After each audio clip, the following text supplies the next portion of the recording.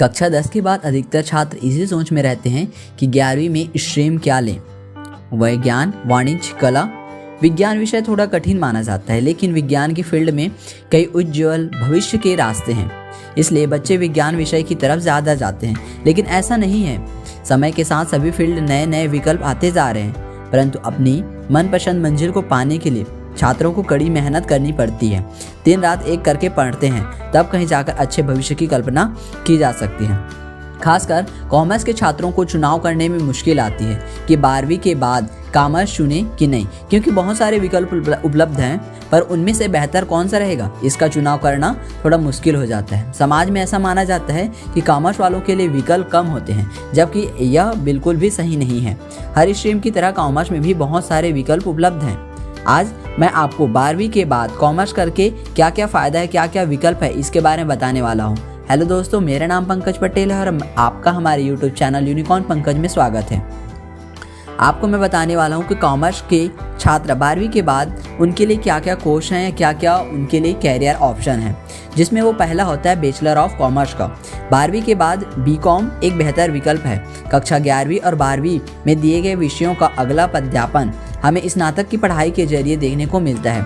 जहाँ 11वीं और 12वीं में बेसिक नॉलेज दिया जाता है, वही बीकॉम में उन्हें एडवांस नॉलेज दिया जाता है। वाणिज्य के क्षेत्र में को और अच्छी तरह से जानने का उन्हें मौका मिलता है। इसमें बीकॉम के साथ साथ बीकॉम ऑनर्स की डिग्री भी उतना ही महत्वपूर्ण प्राप्त साबित हो सकता है। यह 3 साल का कोर्स होता है, इसे बैचलर डिग्री प्रोग्राम भी कहा जाता है। अगर आप आगे चलकर किसी बिजनेस को करते हैं तो इससे आपको बिजनेस प्लानिंग, अकाउंटिंग आदि में मदद मिलेगी, और अगर आप नौकरी करना चाहते हैं तो अकाउंटेंट की जॉब कर सकते हैं। आप बीकॉम के बाद एमकॉम भी कर सकते हैं, इससे आपको बिजनेस से जॉब दोनों में बहुत मदद मिलेगी और आपकी वैल्यू बढ़ जाएगी। दूसरा होता है बीकॉम के बाद आप bachelor of business administration BBA कर सकते हैं। बीकॉम की तरह BBA का कोर्स भी 12वीं के बाद होता है। जैसे वाणिज्य क्षेत्र में मास्टर प्राप्त करने पर MBA पर्याय होता है, उसी तरह 12वीं के बाद BBA का भी होता है। यह 3 साल का अंडर ग्रेजुएट डिग्री है। व्यवसाय से जुड़ी सभी नियम कानूनों, बारीकियां और दाव पेचों को यही बेहतर तरीके से बेसिक लेवल से सिखाया जाता है, और आमतौर पर 12वीं उत्तीर्ण करने के बाद वाणिज्य के छात्र का रुझान BBA की तरफ होता है, जिसे वह MBA का पहला चरण मानते हैं, और BBA करने के बाद उन्हें MBA करने में आसानी होती है। इससे आपकी बैंक में भी नौकरी लग सकती है और प्राइवेट सेक्टर में भी MBA का काफ़ी स्कोप होता है। जो तीसरा होता है वो BHM, bachelor in hotel management. अगर आप होटल मैनेजमेंट में अपना भविष्य बनाना चाहते हैं तो आप BHM का 4 साल का कोर्स कर सकते हैं। इसे एक हॉस्पिटलिटी के क्षेत्र में आप एक अच्छा भविष्य बना सकते हैं। होटल प्रबंधन पाठ्यक्रम छात्रों के बीच काफ़ी लोकप्रिय है। आने वाले भविष्य में इसमें काफ़ी अच्छा ग्रोथ है, इसलिए 12वीं के बाद छात्र इस पाठ्यक्रम को काफ़ी पसंद करते हैं। इसमें छात्रों को होटल, आतिथ्य और खान पान उद्योग के कार्य पैटर्न, तकनीकों, चुनौतियों और पूरे परिदृश्य के बारे में शिक्षित किया जाता है। यह एक राष्ट्रीय स्तर की संयुक्त प्रवेश परीक्षा है। होटल प्रबंधन के लिए 12वीं में कोई विशेष स्ट्रीम की आवश्यकता नहीं होती, किसी भी स्ट्रीम का छात्र इस कोर्स को कर सकते हैं। उसके बाद जो चौथा होता है वो BCA, जिसको बैचलर इन कंप्यूटर एप्लीकेशन बोला जाता है। यह एक ऐसा कोर्स है जिसमें साइंस स्ट्रीम के बच्चों के साथ साथ कॉमर्स स्ट्रीम के बच्चे भी कर सकते हैं। यह भी 3 साल का अंडर ग्रेजुएट कोर्स होता है। यह कंप्यूटर से संबंधित कोर्स है। इस कोर्स को करने के बाद आप सॉफ्टवेयर इंजीनियर की फील्ड में जॉब प्राप्त कर सकते हैं। BCA करने के बाद आप किसी भी IT कंपनी में नौकरी कर सकते हैं। अब अगर आपको BCA नहीं पता तो मैंने इसके लिए ऑलरेडी वीडियो बना रखा है, आप हमारे चैनल में जाकर इसके बारे में पूरी जानकारी ले सकते हैं। अब चलिए चलते हैं, आगे बढ़ते हैं वीडियो की तरफ, जिसमें आपको बताते हैं 5वां नंबर में होता है CA, जिसको चार्टेड अकाउंटेंट बोलते हैं। यह भी एक बेहतरीन क्षेत्र है जिसमें कॉमर्स के छात्र में सबसे ज़्यादा आय मिलने वाला क्षेत्र माना जाता है। भले ही यह बीकॉम के मुकाबले ज़्यादा मुश्किल साबित होता है, लेकिन इसमें मिलने वाला आय और सम्मान बहुत बड़ा होता है। ज़्यादातर छात्र 12वीं कॉमर्स के बाद CA को ही चुनते हैं। यह सबसे लोकप्रिय कोर्स है कॉमर्स के छात्रों के बीच। इसकी तैयारी 12वीं के बाद ही शुरू हो जाती है। CA की परीक्षा देने के लिए छात्रों को the institute of chartered accountants of India की 4 अलग अलग परीक्षाओं में से गुजरना पड़ता है, और उसमें उत्तीर्ण होने पर CA की डिग्री मिलती है, और उन्हें CAI institute of chartered account of India के सदस्य के तौर पर माना जाता है। इसकी शुरुआत पहले CPT कॉमन प्रोफिशिएंसी टेस्ट से होती है, जिससे को पास करने के बाद आपको इंफॉर्मेशन टेक्नोलॉजी ट्रेनिंग के अंदर में 100 घंटे की ट्रेनिंग करनी होती है। इसके बाद अर्थ क्लेंड और असिस्टेंट और ऑडिट असिस्टेंट के रूप में 18 महीने तक काम करना होता है। फिर आपको PCE का एग्ज़ाम देना होता है। फिर इसके बाद आप CA बन जाते हैं।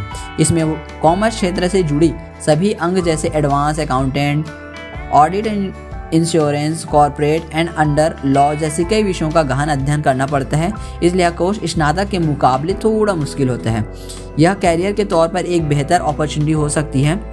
CA में काफ़ी अच्छा भविष्य है और पैसे भी काफ़ी अच्छी होती है। जैसे जैसे आपकी प्रैक्टिस और एक्सपीरियंस बढ़ता जाता है वैसे ही आपकी इनकम भी बढ़ती जाती है। अब उसके बाद आता है ICSI institute of company secretaries of India. CS मतलब कंपनी सेक्रेटरी। इसे भी प्राइवेट कंपनी में चार्टर्ड अकाउंट के जैसे ही एक सम्मानीय पद माना जाता है। हर कंपनी को अपना काम बेहतर ढंग से करने के लिए एक कंपनी सेक्रेटरी की ज़रूरत होती है, जो अपने योगदान से कंपनी को नई बुलंदियों तक ले जाने में मदद करते हैं। कंपनी सेक्रेटरी बनने के लिए छात्रों को कंपनी सेक्रेटरी कोर्स करना जरूरी है, जिसे ICSE institute of company secretary of India लोगों तक पहुंचाती है। 12वीं के बाद कॉमर्स के छात्रों के लिए यह बेहतर कोर्स है। यह 3 चरण में होता है। शुरुआत के महीनों में 8 महीने तक का फाउंडेशन कोर्स होता है। अगर आप ग्रेजुएट हैं तो आपको यह फाउंडेशन कोर्स नहीं करना पड़ता। दूसरा चरण होता है एग्जीक्यूटिव का और तीसरा होता है प्रोफेशनल। इसके बाद छात्र को 16 महीने तक किसी अनुभवी सेक्रेटरी के साथ काम करना होता है और उसके बाद वह खुद कंपनी सेक्रेटरी बन जाता है। अब आते हैं 7वां, जिसमें होता है इंटीग्रेटेड लॉ कोर्स। यह 5 वर्ष का कोर्स है जिसमें कॉमर्स और लॉ दोनों की पढ़ाई होती है। इंटीग्रेटेड पाठ्यक्रम में छात्र को एक शैक्षणिक कार्यक्रम के तहत 2 पाठ्यक्रम को पूरा करने का अवसर मिलता है। क्योंकि 2 पाठ्यक्रम संयुक्त है इसलिए इसे एक इंटीग्रेटेड पाठ्यक्रम कहा जाता है। उसके बाद होता है बैचलर ऑफ इकोनॉमिक्स। यह भी BCom डिग्री की तरह होता है। इसमें आपको अर्थशास्त्र विषय में विशेषज्ञता हासिल करनी होती है। इकोनॉमिक्स में बैचलर बुलंदी और उन्नत अर्थशास्त्र का एक संयोजन है, जिसमें अर्थशास्त्र के बेसिक और एडवांस स्तर की पढ़ाई करवाई जाती है। बैचलर ऑफ इकोनॉमिक्स डिग्री के कोर्स की अवधि 3 साल है और सभी बेहतरीन विश्वविद्यालय में उपलब्ध है। यह आपके लिए एक अर्थशास्त्री बनने का बेहतरीन अवसर है। उसके बाद आता है LLB बैचलर ऑफ लॉ। यदि आप कानून की पढ़ाई करना चाहते हैं तो आप 12वीं की कक्षा के बाद एक इंटीग्रेटेड लॉ कोर्स के साथ इसे चुन सकते हैं, जिसकी अवधि 5 साल की होती है। आप पढ़ाई पूरा करके एक योग्य वकील बन सकते हैं और अभ्यास कर सकते हैं। LLB में श्रम कानून, औद्योगिक कानून, संपत्ति कानून, बैंकिंग कानून, कंपनी कानून, पर्यावरण और परिवार कानून, मानवाधिकार कानून, इसमें बहुत सारे के विषय पढ़ाए जाते हैं। बाद में आप अपनी पसंद के क्षेत्र में वकील बनने के लिए एक विशेषज्ञता का चयन कर सकते हैं। यह भी एक बेहतरीन क्षेत्र है जिसमें छात्रों को हमारी न्याय व्यवस्था और संविधान को और करीबी से जानने का मौका मिलता है। अब जो 10 होता है जर्नलिज्म एंड मास कम्युनिकेशन। पत्रकारिता के क्षेत्र में रुचि रखने वाले छात्रों के लिए 12वीं के कॉमर्स के बाद यह एक अच्छा पर्याय साबित हो सकता है। समाज को नज़दीकी से जानने, समझने और अलग अलग मीडिया हाउस में काम करने के लिए यह एक अच्छा कोर्स है। पत्रकारिता की पढ़ाई करके छात्र फ्रीलांसर पत्रकार भी बन सकते हैं और या फिर किसी भी अखबार को या समाचार चैनल से जुड़ सकते हैं। कुछ विश्वविद्यालय 3 वर्षीय स्नातक की डिग्री प्रदान करते हैं, जबकि कुछ इंटीग्रेटेड 5 वर्षीय पाठ्यक्रम भी देते हैं, जिसमें स्नातकोत्तर या मास्टर डिग्री शामिल होती है। पत्रकारिता और जनसंचार का लाभ यह है कि आप विशेषज्ञता चुन सकते हैं और पत्रकारिता, विज्ञापन, जनसंपर्क या फिल्म निर्माण के क्षेत्र में अपना कैरियर बना सकते हैं।